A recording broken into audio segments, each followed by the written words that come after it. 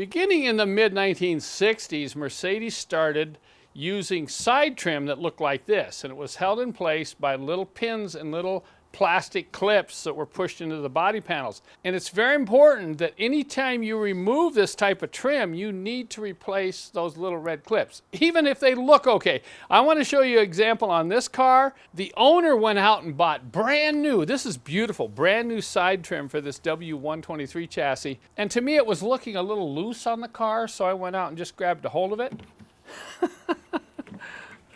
Look at that. Now, it should not come off that easily. Look, you've got one clip, two clips. The rest of the clips are on the trim piece. I've actually seen this fall off going down the road, so you need to be a little careful. Check this on your own car. And if it's loose, the only way to fix it is to pull it off and pull these red clips out and reinstall new ones. This was quite a conglomeration in an attempt to keep these new strips on the car. I'm very happy that these are brand new, by the way. Now, I've already replaced this one. Look at, see, you can grab a hold of them if the clips are good, and you cannot pull them out by hand.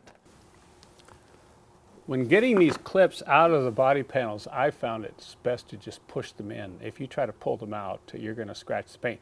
You do not want to scratch this area. If you do, that's where rust is going to form. So if you end up nicking off some paint here, you need to coat that with Miracle paint, because I guarantee you that's where rust will start. I use a screwdriver and I come in on the edge, being very careful not to nick the paint, and I push in with the tip like that and then rotate the clip in like this. And if it falls into the door, that's okay. It's not going anywhere. See that? So I do that so I don't chip the paint off those edges. That's really critical. Now I'm going to go ahead and clean and buff this up, and then I'll install the new clips. But before I do that, have any of you figured out a good way to get these clips off? If you try to pry them off, you're going to damage the trim. Here's how I remove them.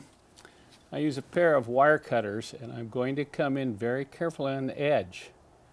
You do not want to cut that little tab off, but if I squeeze and squeeze out on the edge, I can cut the bottom of this red clip away and pull it out, and you see I've not damaged the pin.